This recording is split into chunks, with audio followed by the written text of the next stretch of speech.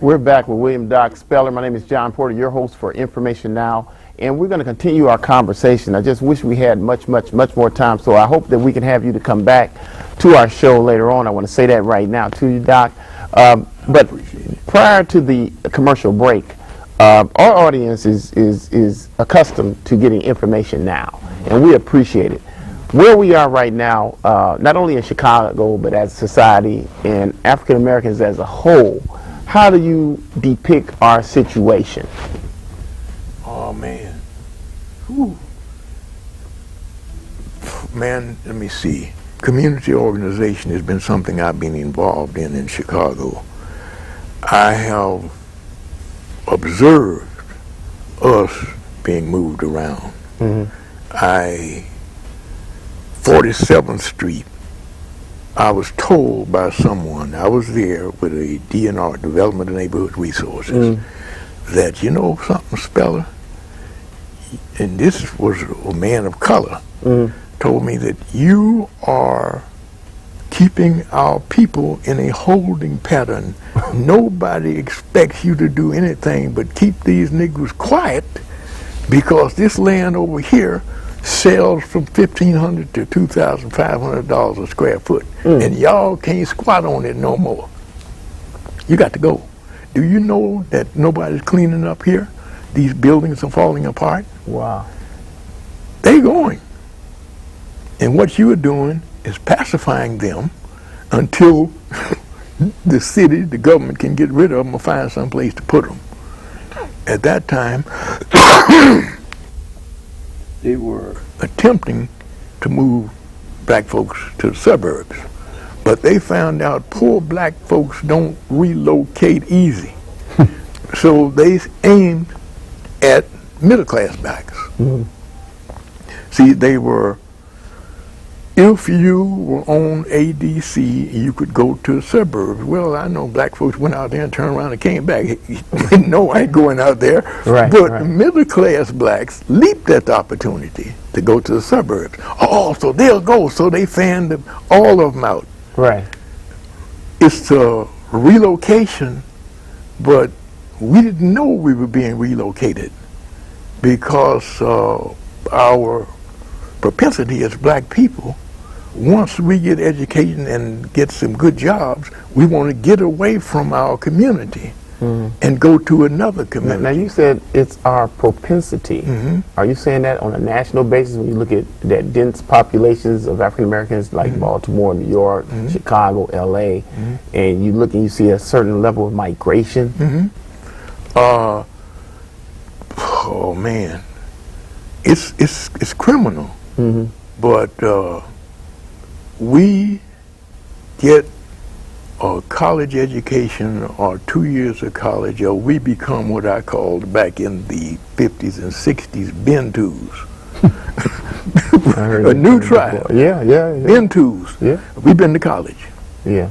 We don't want to deal with those who are not Bentus. Right. So we allow ourselves to be shifted from this community to another community. Educational aspirations are based on the contribution of common man boys. Now, who are the common men? We are. What contributions do we make to our boys when we out yonder? Kids, little boys, need to see lawyers, doctors, professional men in our community, so we can begin, our boys can begin to aspire to more than running down the streets and the alleys and smoking herb and stuff. They got no other role models. Well, wait. You mentioned that now, and I got about 3 bullet points I want to hit, but my mind is not as fast as yours, so I got to say this quick. Now, do you believe that some of our conditions and the travel is we got class within us? Yes. As opposed to there's racism. Okay, that's not going away. No. But then there's classism. Do you think that's our biggest dilemma?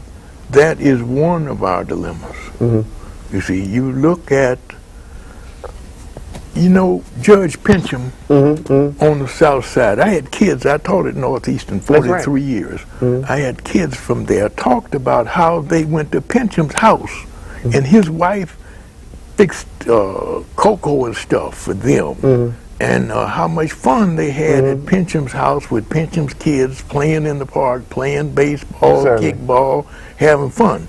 And Mrs. Pincham would always have something good for them. Where are the good people now? Who takes the time with little street kids, boys and girls, to take them into their house, scared of them? Well, we ain't there. That's one thing we are. We are not there. Well, do you think that right now would WEB be more happy for your understanding of where we are, or would Booker T? Because are we at this talented 10th phase where you need to be educated and intellectualized and participate as teachers and people like that, or do we need to work with our hands? How would you help us with that? Not working with our hands. We need to be everything. But, you know, Booker T, there is a eternal monument to Booker T. It's called what? Tuskegee. Where is the eternal monument to Du Bois? Du Bois was a beautiful man. I used his book, The World in Africa, one of those books, as a textbook for a long time. He was a heck of an intellectual. He could analyze, and he broke it down. And everybody should read Du Bois. Believe me. Give me the top 5 books everyone should read. Oh man. The World in Africa, Du Bois. That's Du Bois. Dark Waters, Du Bois. Let's see, I used Chancellor Williams as a Destruction of African Civilization as a textbook. I'm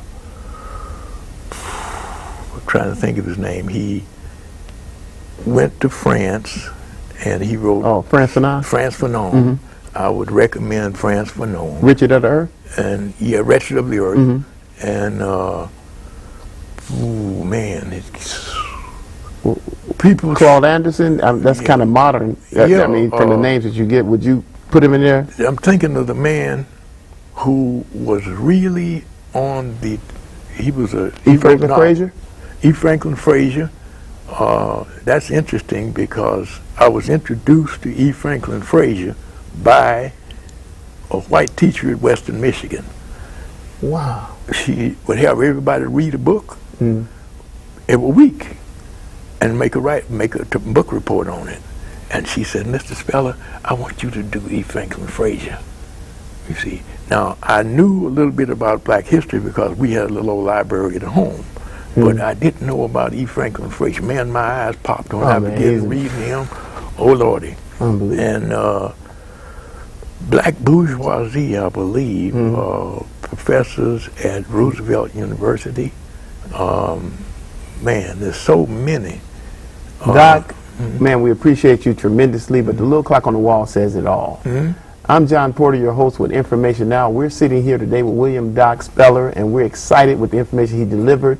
But again, Information Now, TV land, listen, it is the squeaky wheel that gets the oil, so make some noise. Man.